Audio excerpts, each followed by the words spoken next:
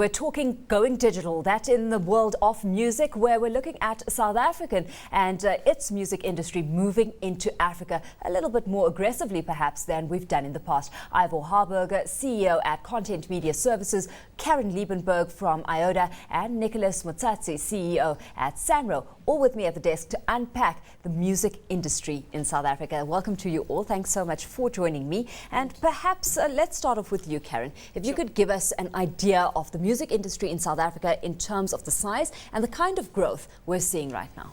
What we have in South Africa is we still have a traditional music industry. So physical is still performing, although it is starting to drop off as it is in the rest of the world.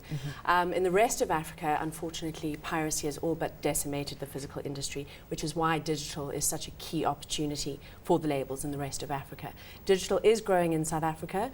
The biggest players are the network operators, although more players are coming into the market with the likes of Silo, which is powering the Naspers' new DSTV service, and then there's Look and Listen. So it's increasingly becoming more competitive.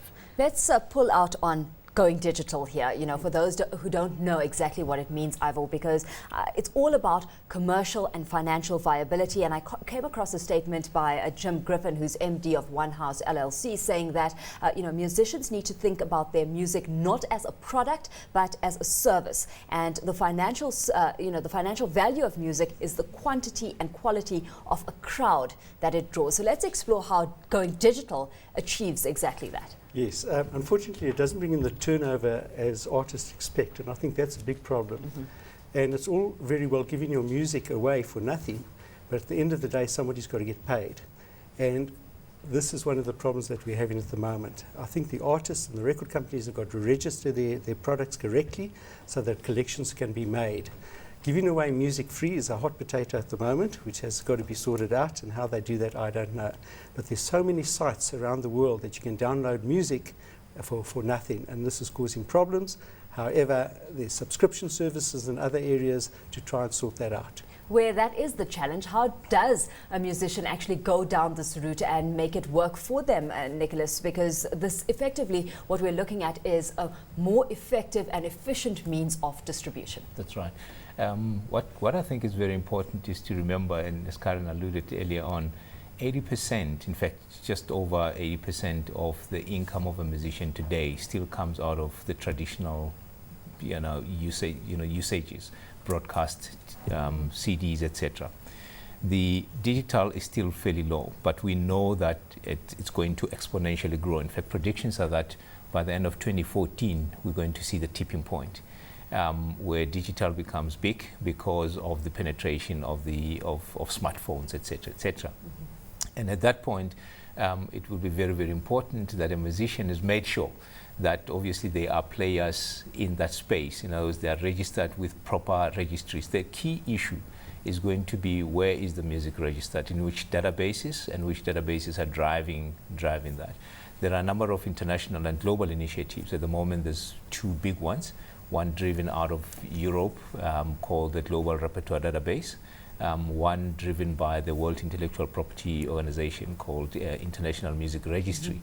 These databases are meant to actually aggregate the information around the music that's been created out there.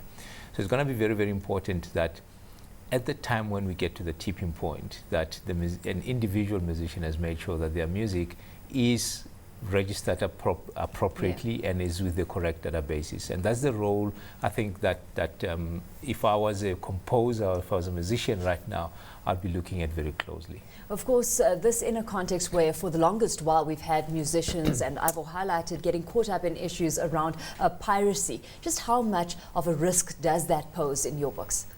Well, in the rest of Africa, as we say, the traditional business, there is very little they're going to ever earn out of their CDs. However, with digital primarily being mobile, as Nick was saying, mobile penetration now is huge in Africa.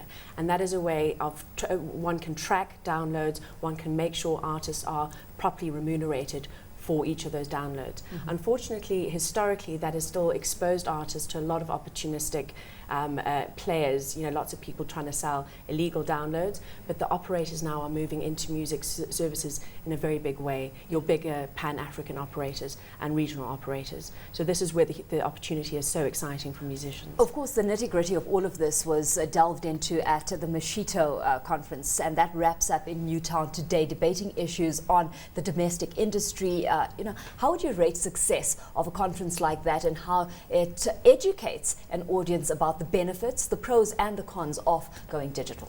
First of all, it was the first time I've seen the opposition all coming together in one room. It's always nice to see not just one of the mobile distributors, but a lot of them there. And I think that was very important, where we had these people looking at each other and seeing what was going on.